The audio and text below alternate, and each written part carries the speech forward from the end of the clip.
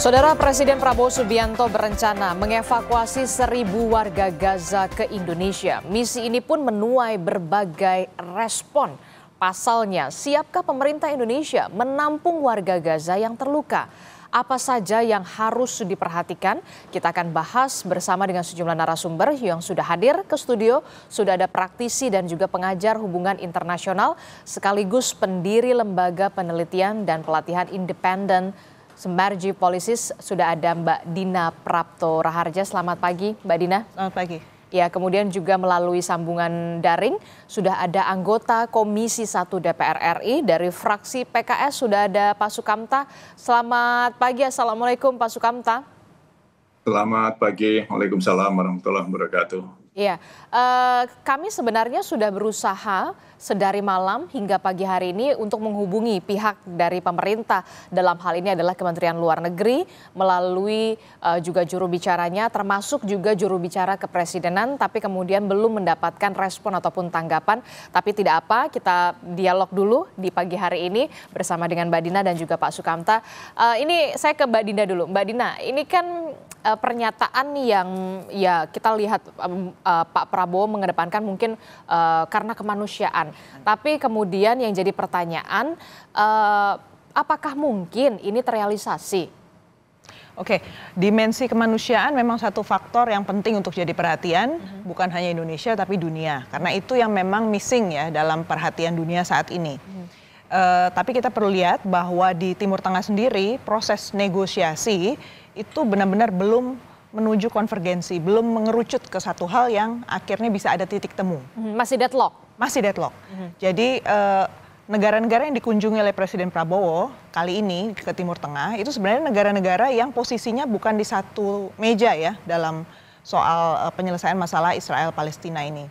Jadi justru kita harus paham bahwa dengan membawa gitu ya, membawa orang-orang Palestina keluar dari Palestina, itu kita bisa mendukung satu pihak dan membuat situasi semakin rumit, bukannya menuju ke satu titik penyelesaian. Mendukung satu pihak ini dalam hal ini adalah mendukung Israel dan Amerika Serikat yang kemudian kita tahu Israel dan Amerika Serikat yang karena kita sedari awal memang menginginkan rencana ini. Yang menginginkan untuk displacing people kan, untuk mengeluarkan orang-orang dari Gaza.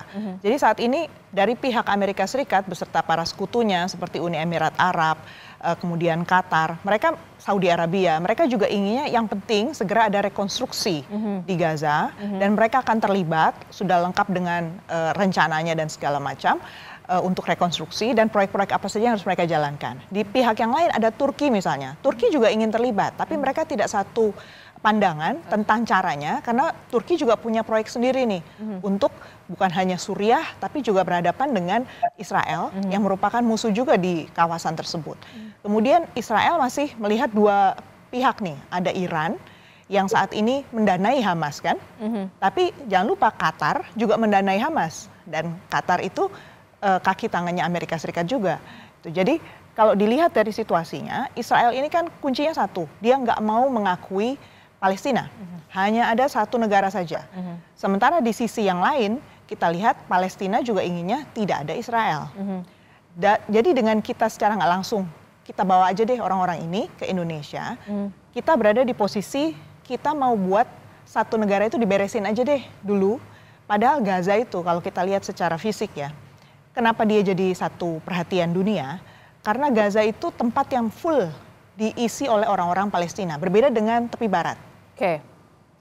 Lalu saat ini kalau kita berpikir mau buat two-state solution, harusnya kan yang kita pikirkan adalah posisi negara-negara yang pro untuk two-state solution, bukan yang satu solution.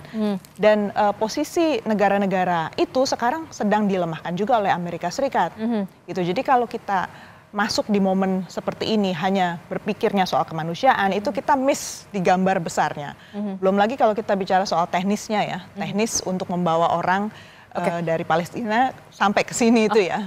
Kalau sebelum kita membahas teknis, itu artinya ya kita apresiasi juga apa yang dilakukan atau diungkapkan oleh Pak Prabowo demi kemanusiaan.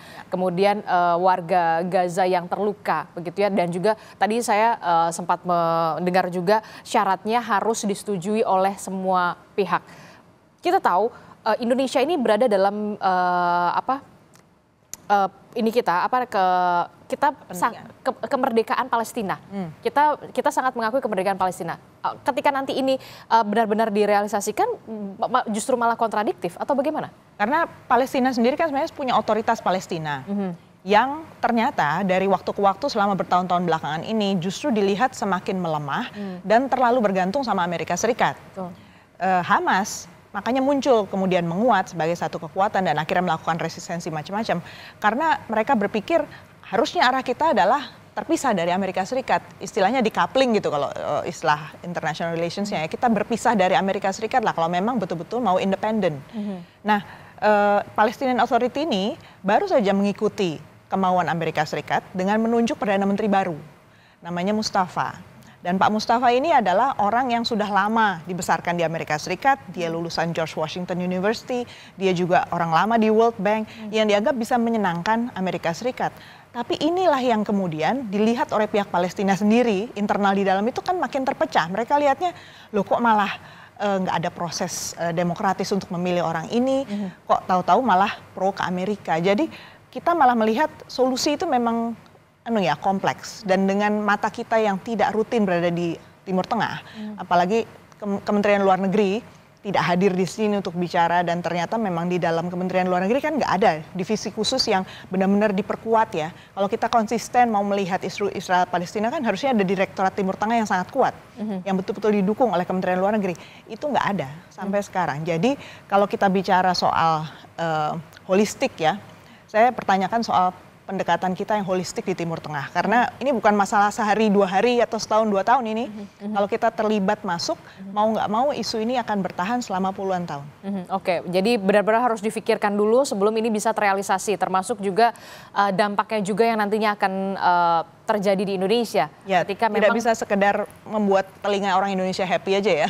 Oke, jadi Anda ini pernyataan populis? Pernyataan yang sangat populis.